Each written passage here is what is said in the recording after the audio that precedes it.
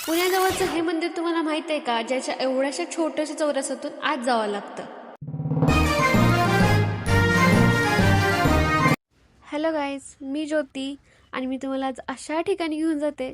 त्या ठिकाणी काही लोकांना माहीत आहे आणि काही लोकांना माहीत नाही आहे. ज्यांना माहीत नाही आहे त्यांच्यासाठी आज हा खास व्हिडिओ.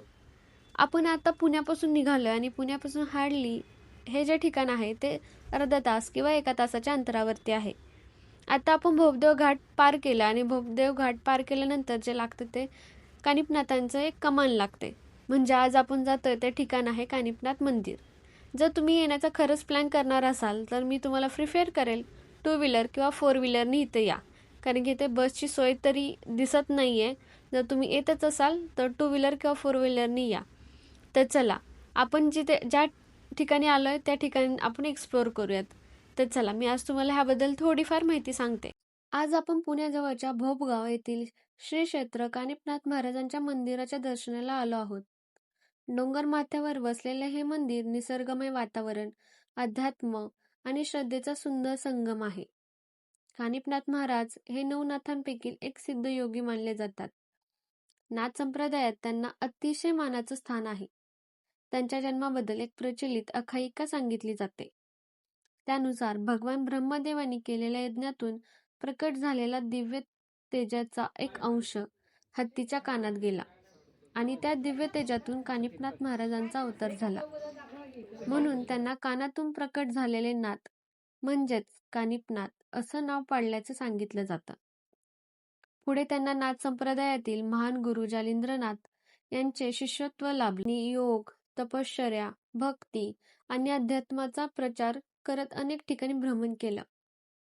असं मानलं जातं की पुण्याजवळील या डोंगरावर कानिफनाथ महाराजांनी दीर्घकाळ तपश्चर्या केली. त्यामुळे हा परिसर त्यांची तपोभूमी मानला जातो आणि आजही हजारो भाविक दर्शनासाठी इथे येतात. या मंदिरात सर्वात मोठं आकर्षण म्हणजे गाभाऱ्यात जाण्यासाठी असलेला हा छोटासा प्रवेश मार्ग. भाविकांमध्ये अशी श्रद्धा आहे की नम्रता, संयम आणि श्रद्धा असेल तर या छोट्याशा खिडकीतून सहज प्रवेश करता येतो. चला, तर मग आज आपण कानिफनाथ महाराजांचं दर्शन घेऊयात. आणि हा सुंदर प्रवास तुम्हाला कसा वाटला हे नक्कीच कमेंट करून सांगा. आणि तुम्हाला अजून असेच कोणत्या प्रकारचे व्हिडिओ हवे असतील किंवा तुम्हाला अजून कुठल्या ऐतिहासिक स्थळाबद्दल माहिती हवीच असेल तर कमेंटमध्ये तसं मेन्शन करा. मी नेक्स्ट तुम्हाला त्या रिलेटेड नक्कीच एखादा व्हिडिओ किंवा एखादा ब्लॉग तुम्हाला तुमच्यापर्यंत पोहोचवण्याचा मी नक्कीच ट्राय करेल. तर तुम्हाला व्हिडिओ कसा वाटला हे नक्कीच सांगा. कानिफनाथ महाराजांचं दर्शन घेतल्यानंतर आम्ही मंदिराचा परिसर निवांत फिरालो.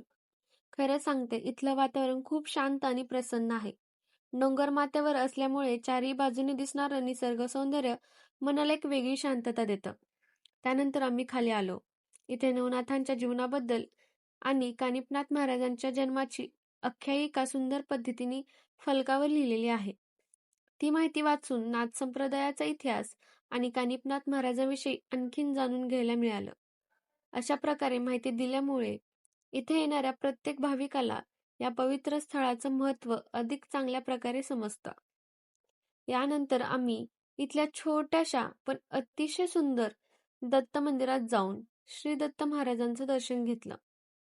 मंदिर जरी छोटे असलं तरी तिथं शांत आणि सात्विक वातावरण मनाला खूप समाधान देणार आहे. काही क्षण तिथे निवांत बसल्यानंतर मन अगदी प्रसन्न झालं. एकंदरीत कानिफनाथ मंदिराचा हा संपूर्ण अनुभव खूप सुंदर आणि अविस्मरणीय होता. जर तुम्ही पुण्याजवळ एखादा शांत निसर्गरम्य आणि आध्यात्मिक ठिकाणाचा शोधात असाल तर हे मंदिर नक्की एकदा भेट द्या. मला खात्री आहे हा अनुभव तुम्हाला नक्कीच आवडेल. आणि तुम्हाला व्हिडिओ कसा वाटला हे कमेंटमध्ये नक्कीच सांगा. आणि जर तुम्हाला अजून कोणत्या ठिकाणाची माहिती हवी असेल तर तसंही मेन्शन करा. मी तुम्हाला नक्कीच त्या रिलेटेड एखादी चांगली माहिती पुरवण्याचा नक्कीच ट्राय करेल. तर भेटूयात आपण नेक्स्ट ब्लॉगमध्ये. तोपर्यंत तुम्हा सगळ्यांना टाटा, बाय बाय.